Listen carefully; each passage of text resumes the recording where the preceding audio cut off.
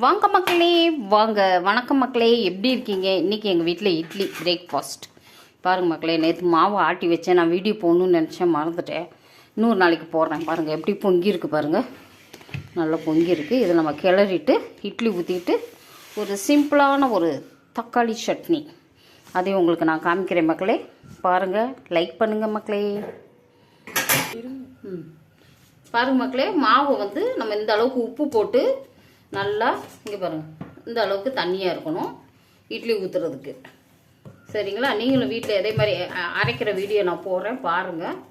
பாருங்கள் மக்களே, இந்த அளவுக்கு இருந்தால் போதும். இப்போ தண்ணி வந்து கொதிக்கணும். தண்ணி வந்து நம்ம கொதிச்சதுக்கப்புறம் தான் இட்லி ஊற்றணும். அப்படின்னா தான் நல்லாயிருக்கும். நல்லா தண்ணி கொதி வரட்டும், நம்ம மூடி வச்சிடணும். கொதி வந்தவுடனே நம்ம இட்லி ஊற்றிக்கலாம். இப்போ பாரு மக்களே, தண்ணி கொதிச்சிடுச்சு. நம்ம இந்த ஸ்டேஜில் நம்ம மாவை ஊற்றிக்கலாம். இது கேமரா ஸ்டாண்ட் என் பையன் வாங்கி கொடுத்துட்டான். அதனால் அந்த கேமரா எங்கே ஸ்டாண்டில் இருக்கோ அதுக்கு ஏற்ற மாதிரி நம்ம வீடியோ போடுற மாதிரி ஆயிடுச்சு. அதனால் கேமராவுக்கு முன்னாடி இப்படி இட்லியை நம்ம ஊற்றிக்கிறோம் மக்களே. அதனால தான் அந்த இன்க்ரீடியன்ஸ்லாம் ஃபுல்லாக கவர் பண்ணி காமிக்க முடியல. ஸ்டாண்டில் மாட்டிட்டோமா, இந்த ஸ்டாண்டு முன்னாடியே காமிச்சிக்கலாம். அதனால் தப்பாக நினச்சிக்காதீங்க.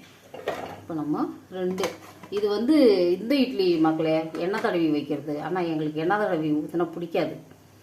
இட்லியே ஒரு ஹெல்த்தியான பொருள். எண்ணெய் இல்லாமல் இருக்கிறதுக்கு தான் நம்ம இட்லி திங்கிறோம். இதில் வேறு எண்ணெயை ஊற்றணுமா அப்படின்ட்டு நான் அதில் துணியை ஊற்றுறேன் மக்களே. எப்போயுமே நான் அப்படி தான் கொஞ்சம் ஏடா உடம்பு பிடிச்ச ஆள். எண்ணெய் ஊற்றி சுடுனா துணியை ஊற்றி சுடுவேன். நமக்கு இது பழகிருச்சு, துணியில் ஊற்றி ஊற்றி சாப்பிட்டு. திடீர்னு ஒரு நாளைக்கு எண்ணெய் ஊற்றி சுடுனா எப்படி? நமக்கு அது எண்ணெயை ஊற்றி சாப்பிட்றது இட்லி சாப்பிட்ட மாதிரி இல்லை, ஏதோ பணியாரத்தை சுட்டு சாப்பிட்ட மாதிரி இருக்குது. அதனால் நான் துணியை வச்சு தான் இட்லி ஊற்றி சாப்பிடுவேன். சரிங்களா மக்களே? இப்போ இதை நம்ம மூடி வச்சுருவோம். மூடி வச்சுட்டு அடுத்து நான் தக்காளி சட்னி இதை அந்த பக்கம் ட்ரான்ஸ்ஃபர் பண்ணிடுவோம் மக்களே. நம்ம ஸ்டவ் இல்லை, இட்லி சட்டியை, ஏன்னா அந்த கேமராக்கு ஏற்ற மாதிரி வரணும் இல்லைங்களா?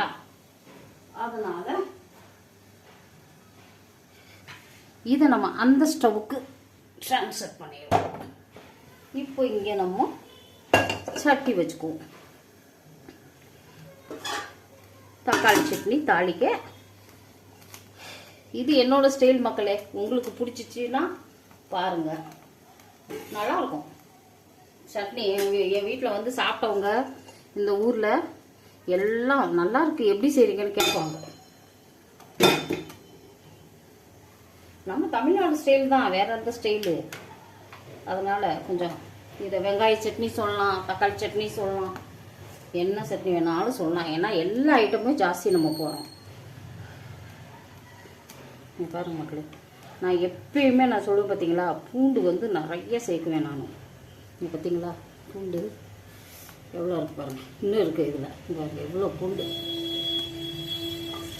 பூண்டு நிறைய சேர்க்கணும். இதெல்லாம் பிள்ளைங்க தனியாக கொடுத்தா சாப்பிடாதுங்க. நம்ம இந்த மாதிரி கொடுத்தோம்னா வேறு வழி இல்லாத சாப்பிடுவாங்க. நான் வெங்காயம் பூண்டு எப்போவும் ரொம்ப சேர்க்குவேன். பாருங்க சின்ன வெங்காயம், நீங்களும் இப்படி சேருங்க, ரொம்ப நல்லாயிருக்கும். இப்போ பெரிய வெங்காயம் பாருங்க எவ்வளோ சட்னிக்கு சேர்க்குறோம்னு. இந்த வெங்காய சட்னின்னு சொல்லலாம், தக்காளி சட்னின்னு சொல்லலாம், எல்லா சட்னியும் சொல்லலாம்.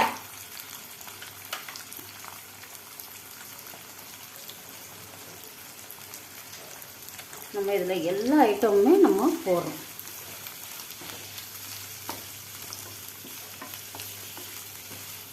ஒவ்வொருத்தரும் ஒரு மாதிரி செய்வாங்க. வாங்க மக்களே வாங்க. இப்போ பாருங்கள், நம்ம இட்லி ஊற்றி வச்சாச்சு. தண்ணி காஞ்சி இட்லி ஊற்றி வச்சாச்சுங்க. பாருங்கள் வேகுது இட்லி. நம்ம இங்கே வந்து தக்காளி சட்னி ஆயில் ஊற்றி வெங்காயம் பூண்டு போட்டிருக்கேன் மக்களே. நான் வீடியோ பண்ணேன் இதுக்கு முன்னாடி, அது எங்கோ காணாமல் போயிடுச்சு மக்களே. அதனால் இதிலேருந்து நான் கண்டினியூ பண்ணுறேன். பாருங்கள் ஆயில் ஊற்றிருக்கேன், வெங்காயமும் பூண்டும் சின்ன வெங்காயமும் போட்டு நம்ம இப்போ வதக்கிட்டுருக்கோம். இந்த ஸ்டேஜில் நம்ம கொஞ்சம் உளுந்தம்பருப்பு போட்டுக்கலாம். நீங்கள்லாம் ஃபஸ்ட்டே போடுவீங்க, அதை போட்டு போட்டு எடுத்து வைக்கணும். அதனால் நான் இப்படி போட்டுருவேன் மக்களே. கடலைப்பருப்பு கொஞ்சம் போதும். இந்த மாதிரி போட்டு, ஏன்னா அது மற்றதெல்லாம் வேகிறதுக்குள்ளே இது ஃப்ரை ஆகிடும். நீங்கள் கூட இந்த மாதிரி செஞ்சு பாருங்கள், இல்லைன்னா ரொம்ப கறியிடும்.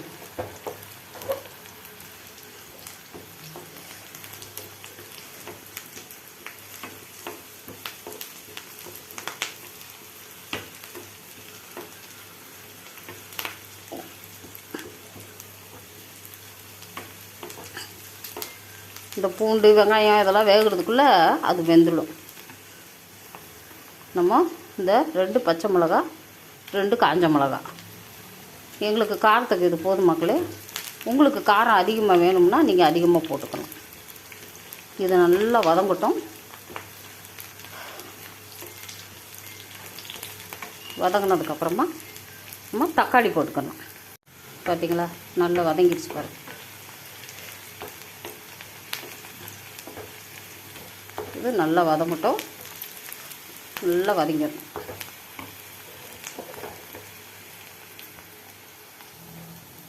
நம்ம இந்த ஸ்டேஜில் கருவேப்பிலை போட்டுக்கலாம். நல்லா நிறையாவே போட்டுக்கோங்க, கருவேப்பிலை உடம்புக்கு ரொம்ப நல்லது. இந்த கையில் பிடிக்கிறது லாஸ்ட்டில் வாங்கினானே, அதுவே ரொம்ப ஈஸியாக இருந்துச்சுடா எனக்கு. ஐயோ, இப்போ கொத்தமல்லி தழை போட்டுக்கலாம். இது நல்லா வதங்குவோம். நம்ம தக்காளி போட்டுக்கலாம்.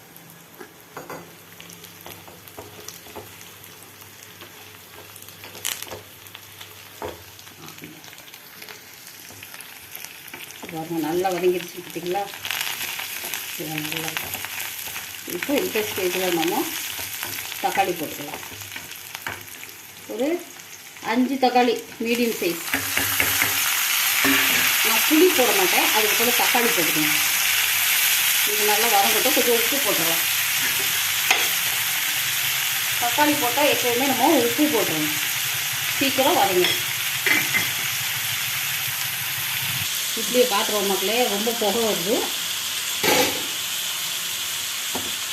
வெந்துருச்சு, பொட்டலை வெந்துருச்சு மக்களே. இதை நம்ம எடுத்துடலாம். எடுத்துடலாம். ஆவி பறக்க இட்லி மக்களே, இதை நம்ம எடுத்துடலாம். சூடு கொஞ்சம் நேரம் இருக்கட்டும். போட்டவொடனே எப்பயுமே எடுத்துடாதீங்க, இட்லி சேது பிச்சுக்கணும். கொஞ்சம் இதில் அப்படியே தண்ணி தெளித்து விட்டுருவோம். தண்ணி தெளித்து விட்டு ஒரு 2 நிமிஷம் விட்டு நம்ம எடுத்துக்கலாம். நல்லா இன்னும் மசியணும். ஏன்னா தக்காளி வந்து இன்னும் கொஞ்சம் நல்லா வேணும். வெந்ததுக்கப்புறம் ஆற வச்சுட்டு நம்ம அரைச்சிடலாம். இப்போ பார்த்தீங்கன்னா அப்படியே வந்துருக்கு இட்லி. தண்ணி தெளித்த இடமெல்லாம் இது ஆக்சுவலி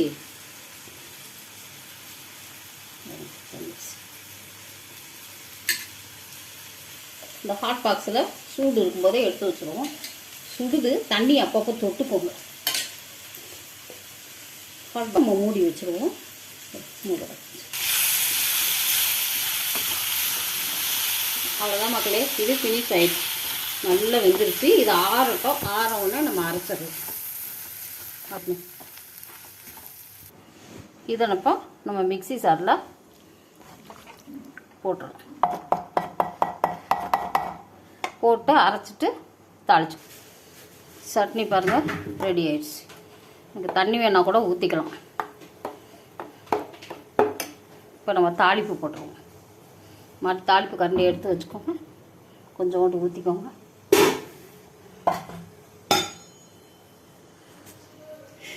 இதில் போடுங்க கடுகு, உளுந்தம்பருப்பு.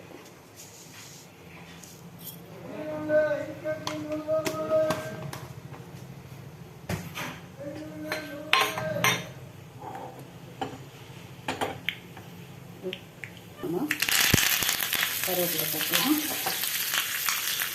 இப்படி ஒரு இது பண்ணி நம்ம இதில் சட்னி ஊற்றி.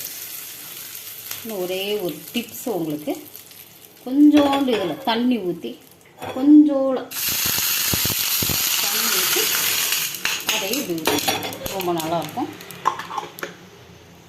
Chutney ready, idli ready.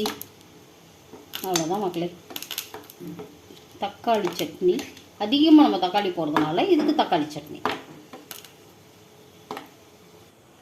பாருங்க மக்களே, இப்போது நம்ம வீட்டில் அரைத்த இட்லி மாவு, சட்னி, டொமேட்டோ சட்னி ரெடி. பாய் மக்களே.